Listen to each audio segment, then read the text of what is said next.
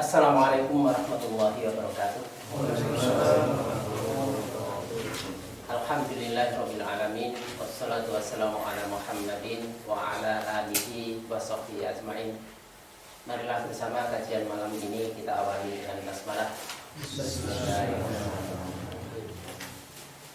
Masih melanjutkan bahasan pertemuan yang lalu.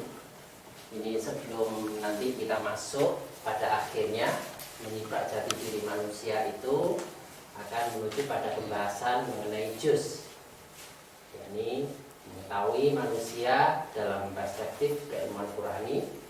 Yang lalu sudah dijelaskan bahwa yang namanya keilmuan secara Qurani sesuai dengan makna kata ilmu itu menyangkut aspek huruf dan angkanya.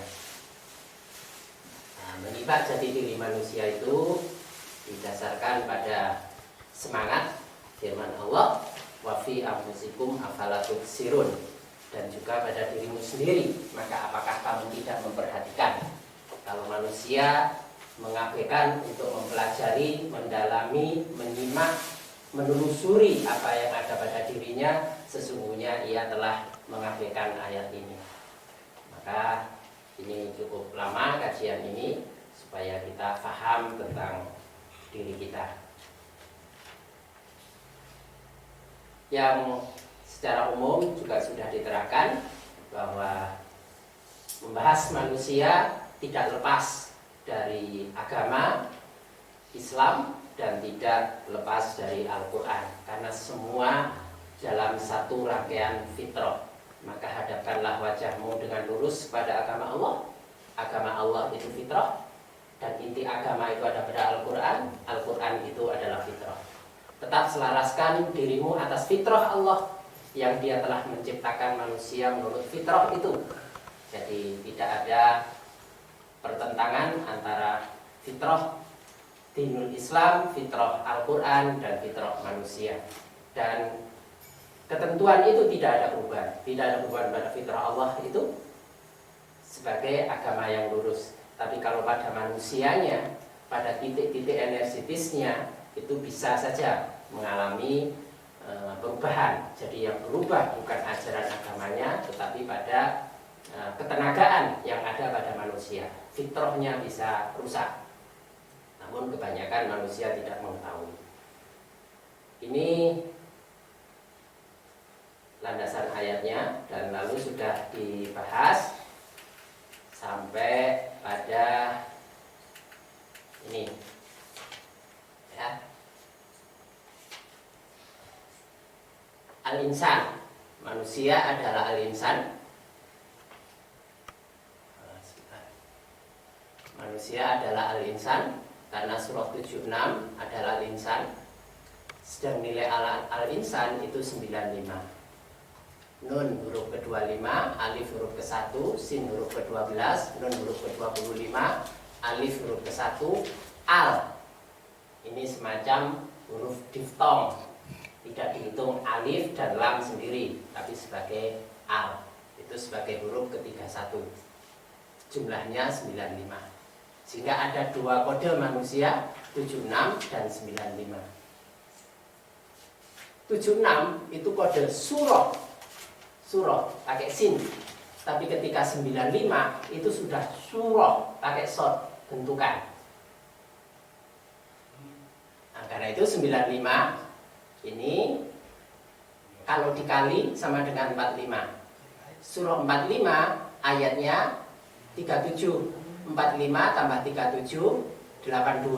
82 ini adalah surah bentukan. Jadi manusia 95 itu yang sudah tampak, bisa diamati, bisa diobservasi, yang empirik. Tapi di balik empirik itu ada ketenagaan titik. Ini manusia dalam wujud fitrah. Wujud fitrah. Karena yang lalu sudah diterangkan bahwa dalam 76 itu ada titik, sedangkan titik itu 13. Kalau 7 dan 6 13, 13 dengan 13 26. 26 itu fitrah. Wow. Ya. Ini mengulang ringkas bahasan-bahasan sebelumnya. Untuk yang baru datang memang agak sulit itu dari mana itu, ya pelan-pelan saja, pelan-pelan aja. Nanti setelah beberapa kali akan nyambung. Dan 82 ini sebagai bentukan berarti manusia yang tampak seperti ini. Karena itu dia sebagai ayat kauniyah. Karena 37 cerminnya adalah 73. 73 itu adalah huruf kaf, waw, nun. Nun 25, waw 26, kaf huruf kedua-dua. Jumlahnya 73. Kaf, waw, nun pembentuk kata kauniyah.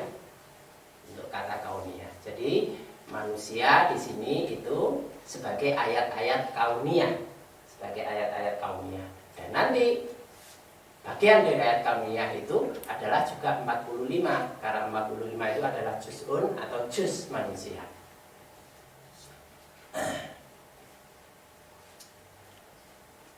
Yang lalu sudah juga diterangkan bahwa manusia telah terikat dengan perjanjian rububiyah. Itu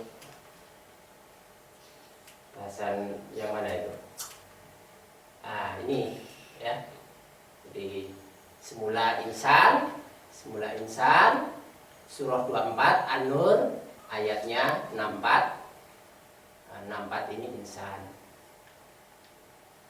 Tapi kemudian dari insan itu diikat menjadi 76 karena ada al menjadi 76. 7 kali 6 42, 7 tambah 6 13, jumlahnya 55. 55 itu kata abdihi dan biahdi. Manusia itu sebagai hambanya. Jadi sudah diikat oleh Allah untuk menjadi hambanya. Pengikatan itu dengan perjanjian biahdin. Jadi ikatannya itu dengan perjanjian. Perjanjian ini adalah perjanjian rububiyah sebagaimana tercantum pada surah 7 ayat 172. Ini yang lalu bahasanya seperti itu. Kita lanjutkan ke sini. 76 berarti 7.6. Titik nilainya 13. Karena titik itu adalah zat itu angkanya 13. Berarti di sini ada 13 titik. Dari dimensi fitrah itu berkembang menjadi 13 titik. 13 titik. Ini 13 titik. 13 huruf. Menjadi 13 titik atau 13 huruf. Alif, ba, ta, sa, jim, ha, kha, dal, zal, ro, zai, sin, shin. Kalau kita hitung, jumlah titiknya ini juga 13.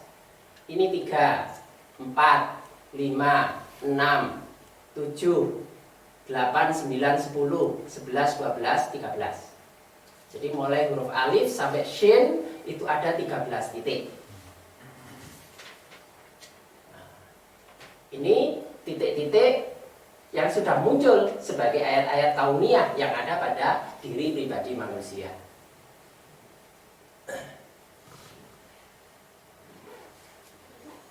Sedangkan 95 ini di dalamnya juga ada titik. 9 tambah 5 14, maka menjadi 14 titik. 4 1 dan 4 kalau dipadat menjadi 5. Menjadi 5 titik. Berarti ada 2 dimensi yang saling terkait. Ini adalah dimensi kauniyah. Yang tampak adalah yang empirik. Tapi di sini Allah meletakkan ada aspek yang ghaib, rohaniyah, yaitu 5 titik. Apa 5 titik untuk yang baru datang nanti dijelaskan. Di sini itu manusia pada dimensi ruh. Karena 7 kali 6 itu 42. 42 itu ruh. Tapi di sini diletakkan titik energetis fisik. Saling terikat semacam ini. Di sini yang ruh terikat dengan fisik, yang sana kauniyah juga diikatkan dengan aspek yang rohaniyah. Jadi ini surah pakai sin, ini surah pakai sod.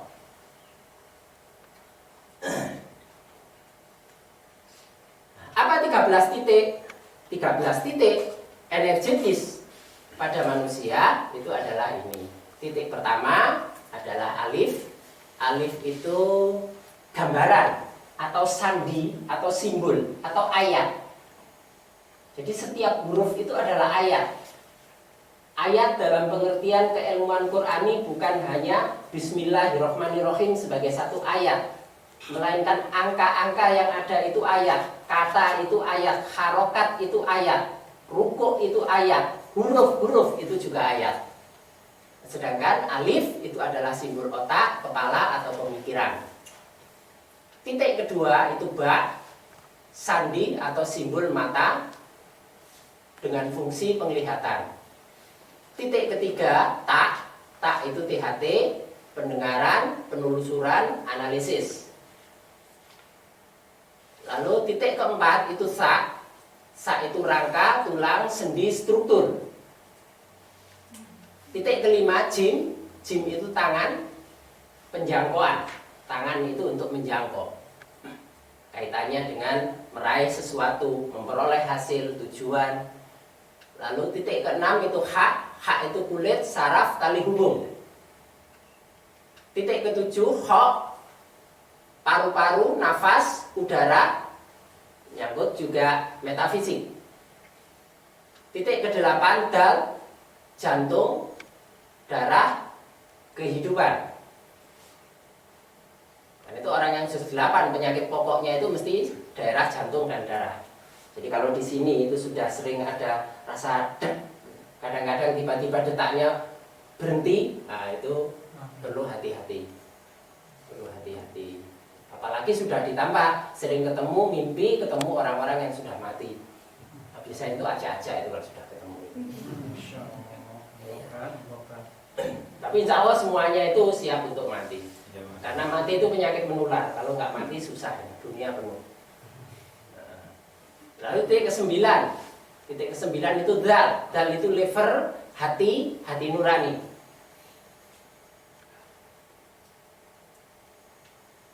Titik ke-10 roh, perut. Roh ini sebagai huruf yang penuh dengan getaran. Karena itu getaran dan daya cerna. Daya cerna. 10 itu kan satu titik. Satu titik itu bisa menjadi satu padatannya. Karena itu mesti perut itu kaitannya dengan kepala atau otak. Daya cerna perut akan berpengaruh pada daya cerna otak, saling mempengaruhi. Titik ke-11 adalah zai, organ keseimbangan atau tali rasa. 12 itu alat vital, kemauan, motivasi.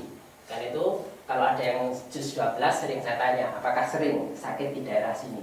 Selangkangan. Selangkangan. Terus kalau apakah juga sering kalau buang air itu anyang-anyangan, keluar sedikit sudah selesai ternyata masih ada yang sisa, keluar sedikit semacam itu. Karena memang gangguannya di sini. Dan alat vital, prostat, nanti juga merembet ke ginjal. Nah, sedang 13 itu shin, kaki, pendirian. Kalau 13 itu biasanya kakinya kram. Itu awal, nanti lama-lama lumpuh. Tuh. Ini 13 titik energetis yang ada pada manusia yang mewujud pada fisik sebagai pusat-pusat ketenagaan pada organ pokok tubuh manusia. Lalu apa yang 5 titik tadi itu? Yang 5 titik ini. Jadi yang 76 menghasilkan 13 titik, yang 95 menghasilkan 5 titik. 5 titik. Titik pertama adalah Ruhul Qudus.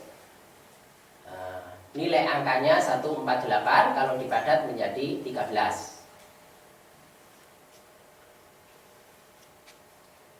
Kemudian titik kedua adalah rasa, taukun, nilainya 56. Yang ketiga titik hati, kolbun, nilainya 46. Titik keempat akal, aklun nilainya 62. Titik kelima, nafsun nilainya 57. Jumlah seluruhnya 148 sampai 57 adalah 369. 369 kalau dipadat menjadi 18. 9 tambah 6 tambah 3 sama dengan 18. Karena itu tadi 13 titik dan 5 titik menjadi 18 titik. Yang 18 titik itu diwujudkan pada ini yang sudah diterangkan kemarin sebelumnya. Ada sebentar. Ini Al-Quran Mushaf Utsmani yang standar itu setiap halamannya berisi 18 baris. 18 baris ini disesuaikan dengan 18 titik yang ada pada manusia itu. Ada 1, 2, 3 sampai 18. Ini pada umumnya. Sekalipun ada pengecualian. Pengecualiannya apa? Pengecualiannya apa? Misalnya pada ini halaman 2 dan 3. Halaman 1 nggak ada. Halaman 1 nggak ada. Halaman 1 seperti ini, tidak ada halamannya. Goib untuk menunjukkan bahwa segala sesuatu itu berasal dari yang goib, bukan dari yang tampak, bukan yang materi, tapi yang lebih dulu itu adalah yang goib. Maka untuk memahami kebenaran itu tidak mungkin kalau tidak menyibak sisi yang goib. Dan juga pengalaman-pengalaman yang terjadi itu sering salah mengerti kalau tidak ada pemahaman pada aspek yang goibnya. Contoh, ditipu orang. Nah, kalau hanya melihat sisi peristiwa ditipu orang atau dimaki-maki orang, yang ada adalah mangkel, jengkel, kecewa, dendam, marah. Karena hanya sebatas fenomena yang tampak. Tapi tidak melihat bahwa ada sisi yang gaib, bahwa peristiwa itu adalah tercatat, sudah tercatat 50.000 tahun sebelum kita dilahirkan, dan itu dikehendaki oleh Allah.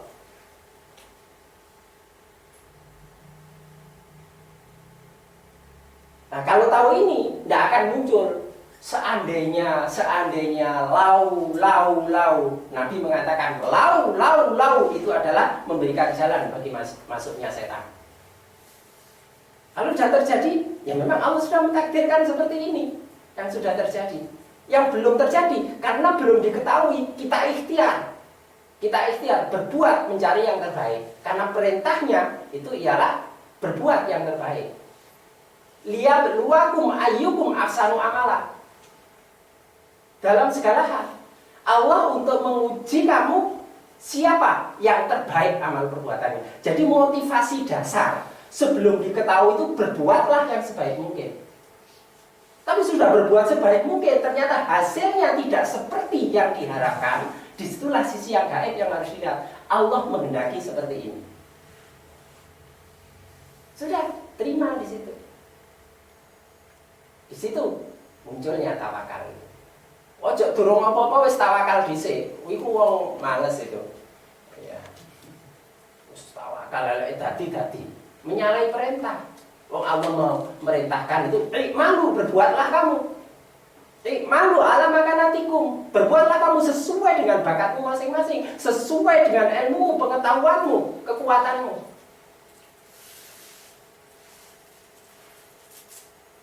Inna wa yuhibbu idza amalakumul amal ayyukinahu. Kata Nabi, sesungguhnya Allah itu menyukai jika seseorang berbuat itu berbuat yang sebaik-baiknya, berbuat yang sempurna, jangan setengah-setengah. Ayyukinahu, menyempurnakan, membaguskan. Idza amalakumul amal, apabila seseorang berbuat dengan satu perbuatan, ayyukinahu, hendaknya ia menyempurnakannya. Itu yang disukai Allah. Karena itu apa? Membunuh, mencederai orang pakai batu kan dilarang. oleh Nabi. Sampai waktu itu mek boncor tok, mati urip gak urip, hanya menyakiti. Jangan pakai batu. Ya sudah, kalau dalam peperangan ya pakai senjata yang mematikan. Gepuk tikus terus mari ngono karo sodo siji, enggak bener itu. Gak mati-mati tikuse, seakan. Walaupun itu binatang yang kita diperintahkan untuk membunuh, tapi disuruh untuk berbuat baik. Apa? Upayakan 1 kali pukul itu langsung mati. Nyamuk, lalat, ini nggak ada penyakit terus diprotoli, itu kok siji-siji saya kapon. Nggak oleh ini. Upayakan nabrak itu langsung mati. Nggak wis mati ya wis orang saja nyet ini. Iya, itu orang dendam ini. Ya. Jadi Al-Quran yang gaib. Nah ini, yang ini 6. Ini 6. Ini 6 baris. Sebentar. Arti 6 baris itu di sini. 6 barisnya ini 1, 2, 3, 4, 5, 6. Jadi tadi halamannya adalah 3 dan 2. 3 dan 2. Ayatnya 4 dan 7, Al-Fatihahnya 7, Al-Baqarahnya 4, barisnya 6.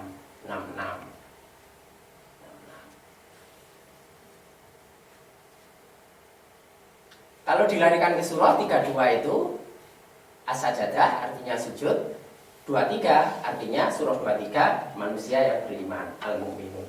Ini yang lalu juga sudah diterangkan. Mengulang sedikit supaya mudah sambung pada kajian selanjutnya ini.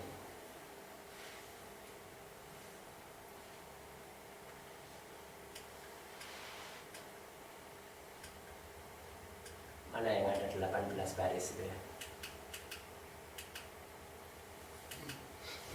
Nah ini 18 titik, ini maksudnya 18 baris ini ya. 13 titik dengan 5 titik menjadi 18 titik, maksudnya 18 baris tadi. Ini 13 barisnya, 13 titiknya, ini 5 titiknya atau 15 atau 5 barisnya. Nah, kalau digambarkan 5 titik itu seperti gambar layang-layang. Roh itu yang paling depan, karena roh ini yang paling lebih dahulu mengenal Allah, paling dahulu mengenal Allah. Nah, dia dasarnya bebas, lalu ada rasa, ada akal, dan pusatnya tempat pengolahan CPU-nya itu adalah hati. Sedang yang di bawah itu adalah nafsu yang harusnya mengikuti titik-titik yang di sini. Dia hanya sebagai pelaksana. Nah, kalau di berapa? 3 kali pertemuan itu kalau diringkas bahwa pertama proses penciptaan pertumbuhan itu adalah Allah menciptakan Nur Muhammad. Tapi Nur Muhammad itu apa? Dasar sebenarnya adalah hukum dasar penciptaan, yaitu cahaya Islam, hukum dasar ketundukan, bahwa segala sesuatu itu diciptakan Allah, bikun langsung punya sifat dasar tunduk, patuh, damai kepada Allah. Nah, itu sebagai Nur Muhammadnya. Lalu diciptakan manusia pada alam roh, pada roh. Nah, itu di apa itu? Mengalami perjanjian rububiyah, masuk pada fitrahnya sebagai fitrah. Jadi dari roh dimasukkan unsur fitrah, yaitu surah 7 ayat 172. Jadi fitrah itu ialah perjanjian ilahiyah, perjanjian rububiyah, bahwa manusia akan tunduk patuh pada pendidikan dan pengasuhan Allah, lalu diwujudkan sebagai wujud manusia. Tampak dia sebagai ayat kauniyah, Quran yang sudah mewujud pada kehidupan sehari-hari, makhluk yang sudah diwarnai oleh Quran dan hukum dasar penciptaan, yaitu tunduk patuh damai. Jadi semua kelahiran itu adalah Islam, semua tumbuh-tumbuhan itu adalah Islam, semua binatang itu Islam, makhluk-makhluk semesta itu semuanya Islam. Artinya tercipta dengan hukum dasar penciptaan tunduk damai.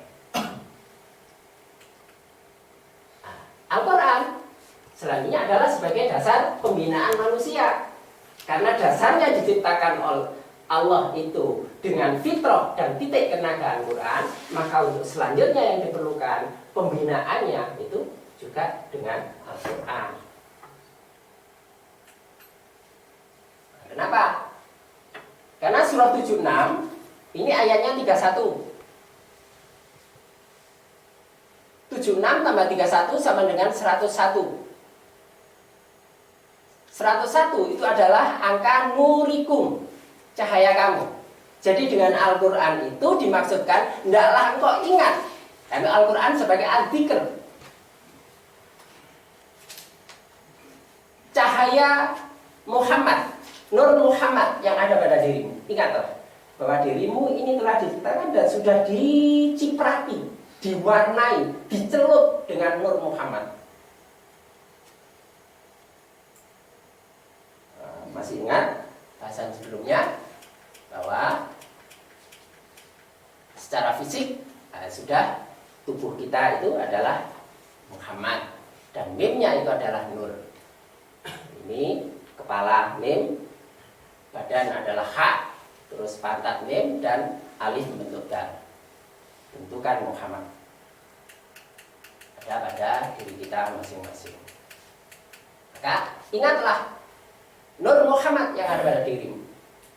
Allah sudah memuliakan ciptaannya manusia itu dengan memercikkan nur Muhammad. Hanya memang ada perbedaan-perbedaan sifat percikannya. Apa itu kadar percikannya? Orang-orang yang sudah dipersiapkan untuk mengemban tugas khusus dari Allah, pasti percikannya sangat besar. Seperti para rasul, para mujadid, itu mesti dari awal sudah mendapat percikan yang besar.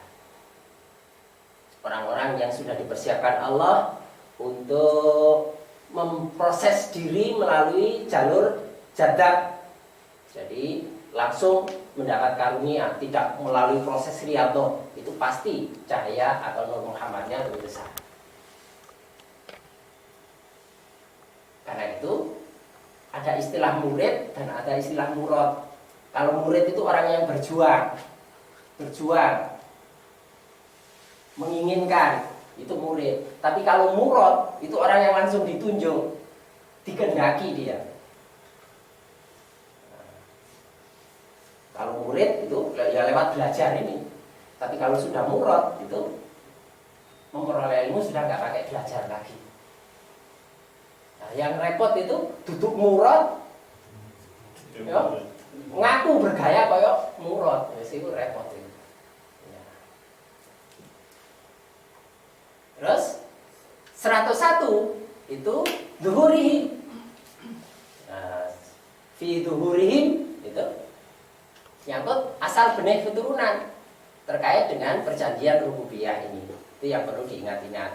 Bahwa surah 7 ayat 172 sudah menyatakan dulu kita sudah pernah berjanji kepada Allah. Mauludun, sifat dasar kelahiran. Sifat dasar kelahiran yaitu suci fitrah. Dan fitrah itu adalah Al-Quran. Nah, ini dasarnya apa? Ini semua angkanya 101. Linuslim. Untuk berserah diri. Apa? Islamakum, dalam keislaman. Tuh. Jadi Al-Quran itu untuk mengingatkan manusia dengan pengingat semacam ini. 101 itu adalah juga kata yakinan. Jadi semuanya ini ditempuh, diproses, disikapi dengan dasar yakin. Tidak bersifat skeptis. Kalau ilmu di kampus itu semuanya skeptis, karena semua harus didasarkan prosesnya lewat hipotetiko deduktif. Jadi awalnya skeptis, ragu, diteliti, mencapai hasil, juga tidak boleh diyakini, harus diragukan. Jadi dari ragu berakhir ke ragu. Makanya selalu goyah, kencang. Tapi kalau yakin, ya sudah. Tapi yakin itu duduk sekedar percaya. Yakin itu karena menyaksikan.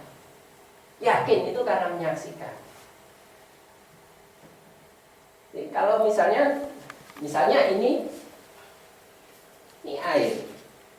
Rasanya apa? Seger atau apa? Seger ya. Lek rasanya ini apa? Anyep kan? Tawar ya, rasanya tawar. Ini kan dugaan.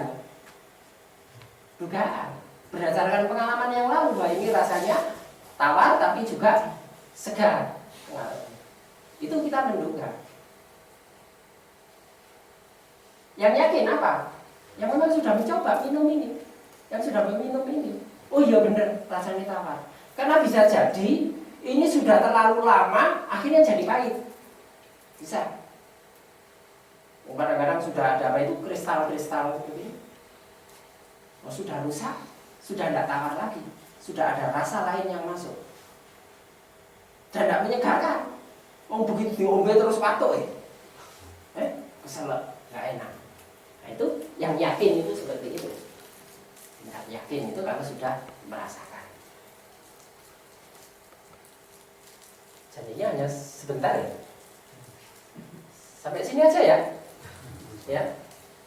Masih 30 menit lah. Iya. Pak, Iya. kalau misal gini ada yang cerita kejadian pengalaman mau makan kue, mau beli kue, Iya. terus kemudian sudah terasa, loh kok rasanya kayak gini, katakan nggak enak gitu. Terus kemudian dia nyari pilihan yang lain, tapi untuk membuktikan benar nggak yang rasanya dia beli juga yang itu. Iya. Terus setelah nyampe di rumah dimakan yang itu dulu yang pertama yang loh kalau bener kan gitu, itu termasuk apa itu? Ya itu apa itu dugaan. Yang kedua, yang pertama itu sebenarnya isyarat kebenaran, isyarat murni yang pertama. Isyarat murni. Tetapi karena kita biasa meragukan, sudah terbiasa menyaksikan sesuatu, maka tidak diikuti. Terus pakai pembuktian. Itu yang terjadi. Nah, untuk selanjutnya itu sudah membuktikan dugaan. Sebenarnya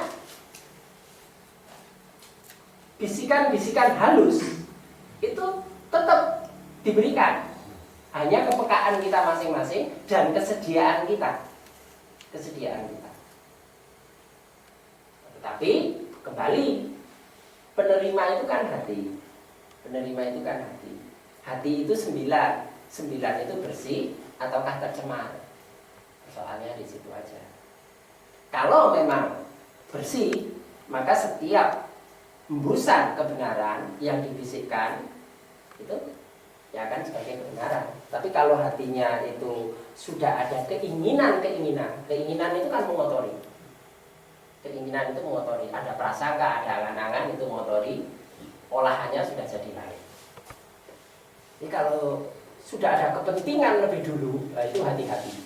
Tapi kalau nggak ada kepentingan sama sekali, tiba-tiba muncul semacam pengertian, bisikan, sering itu merupakan kebenaran. Kalau tidak ada prasangka yang mendahului atau keinginan yang mendahului. Berarti perlu penjagaan Pak ya? Artinya, Iya. yang kedua kan dia ingin membuktikan kan, itu artinya bisa mengotori. Iya. Nah dasarnya tadi harusnya itu yakin di sini. Tapi kita biasa itu menutup. Akhirnya kepekaan itu lama-lama hilang. Ya, itu perlu dikembalikan lagi, belajar dari awal lagi. Untuk melatih menangkap bersitan halus. Karena itu Syekh Abdul Qadir Jailani itu ada salah satu bukunya, itu judulnya Bersitan Hati. Bersitan hati itu bersitan atau lintasan hati itu kalau hati tetap terjaga kebersihan kemudiannya, ya bersitan itu benar. Tapi kalau sudah ada kepentingan, sudah ada kecondongan, ada maksud tertentu, sering sudah campur aduk antara angan-angan dengan bersitan yang murni. Itu yang perlu diwaspadai itu angan-angannya.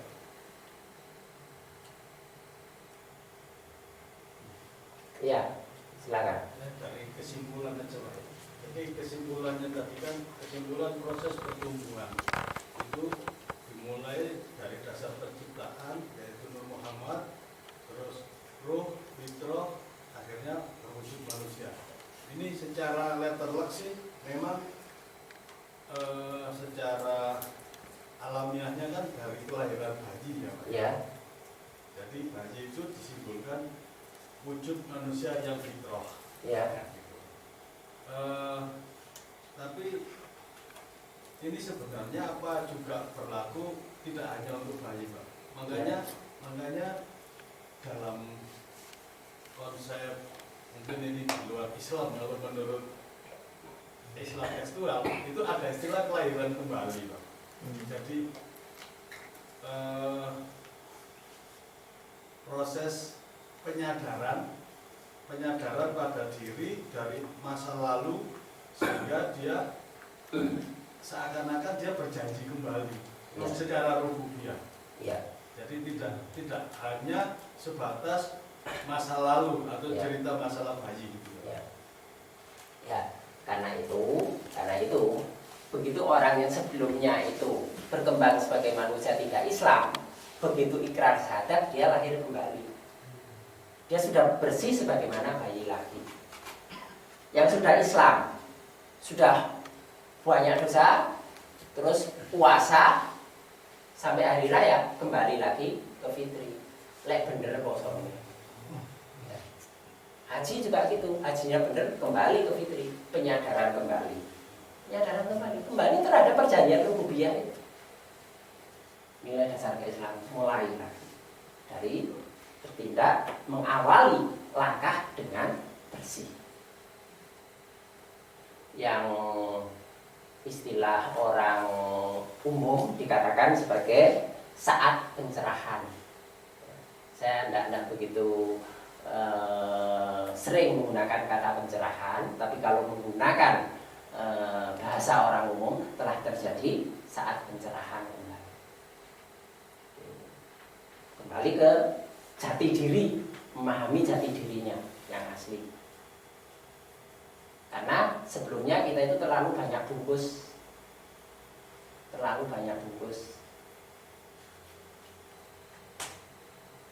Kalau diamati, begitu lulus SMA, diterima di perguruan tinggi jadi mahasiswa, jalannya aja udah beda. Melakukan itu saja. Asalnya siswa terus jadi mahasiswa, karena dia sudah pakai bungkus mahasiswa.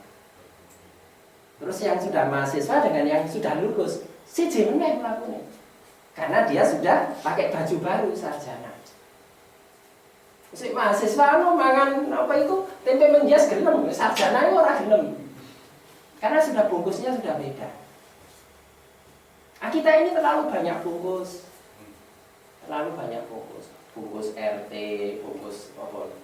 RW, bungkus apa ya? Direktur. Ini bungkus. Terus diri sejatinya itu yang mana? Nggak tampak. Karena banyaknya bungkus itu. Nah, ketika semua dilepas, itu namanya lahir kembali. Dan itu kalau haji itu disimbolkan pakai pakaian ikhram itu dalam rangka lahir kembali. Tapi banyak orang yang pakai itu tetap nggak lahir kembali. Semuanya dilepas, tapi bungkusnya masih melekat di sini. Habis tadi bosnya mau ngepel ini orang belum. Ya, misalnya. Aku bayar. Ini orang pantas. Bayar iso. Ya. Terus tadi apa itu? Latihan itu penekan berakno genteng ngono. Ora apa-apa, tapi pola wis dadi apa ora pantes sing ini apa iku petangkrongan berakno genteng. Karena bungkus itu tadi menghambat.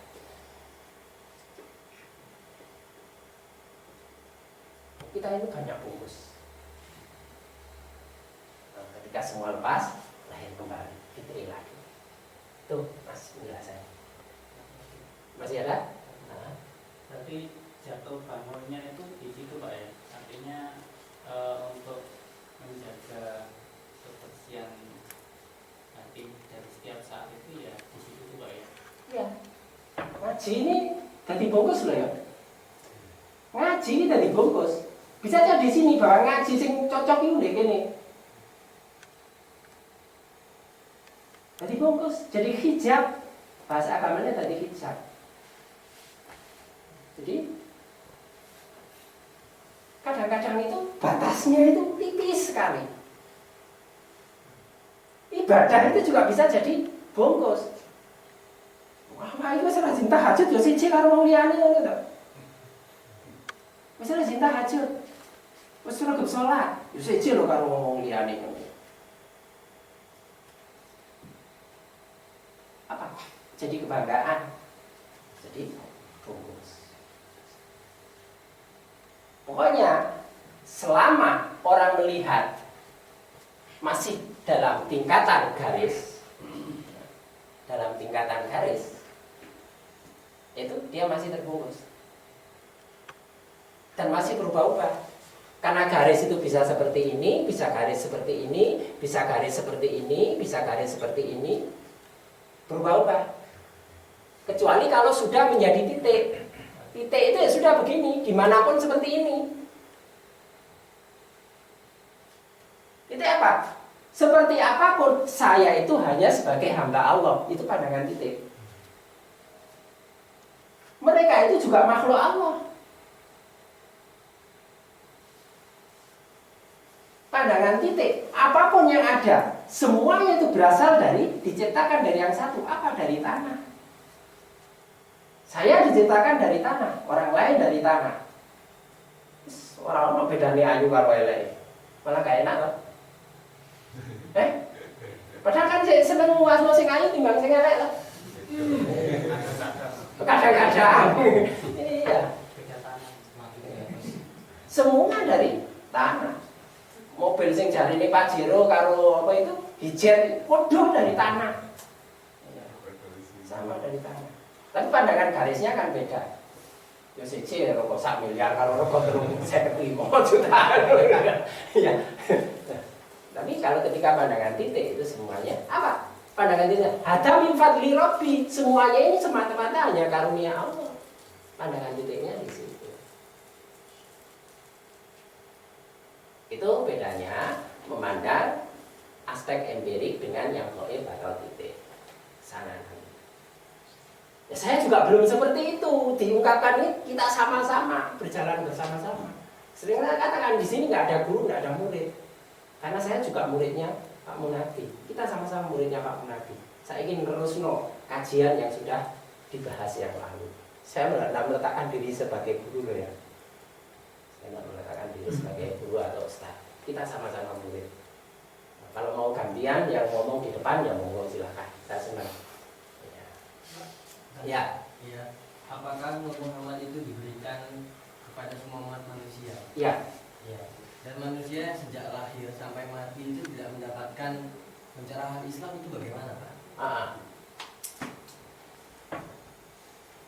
Semua diciptakan itu dalam keadaan Islam.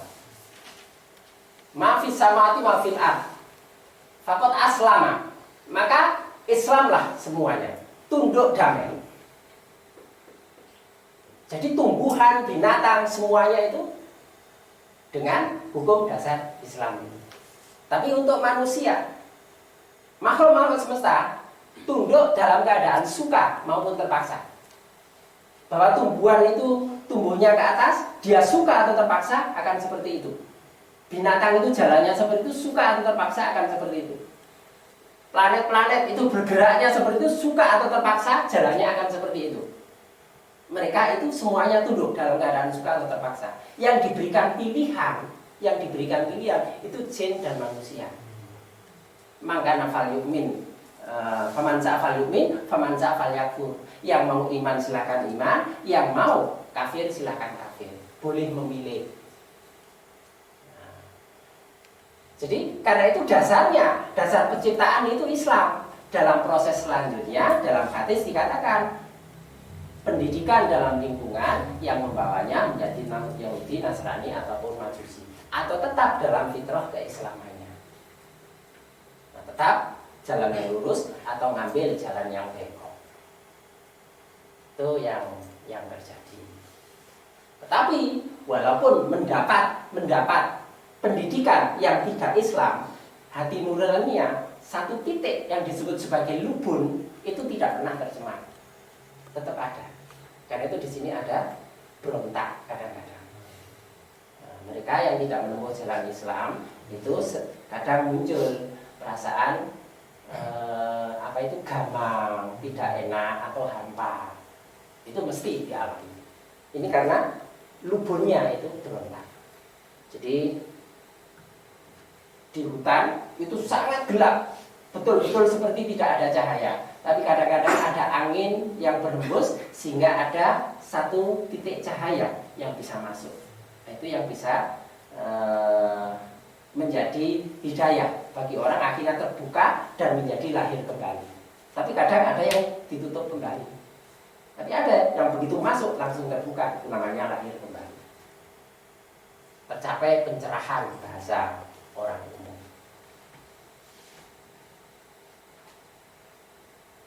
Baik ya, untuk hari ini kita akhiri bersama dengan hamdalah. Alhamdulillah rabbil alamin. Wallahu a'lam bishawab. Assalamualaikum warahmatullahi wabarakatuh.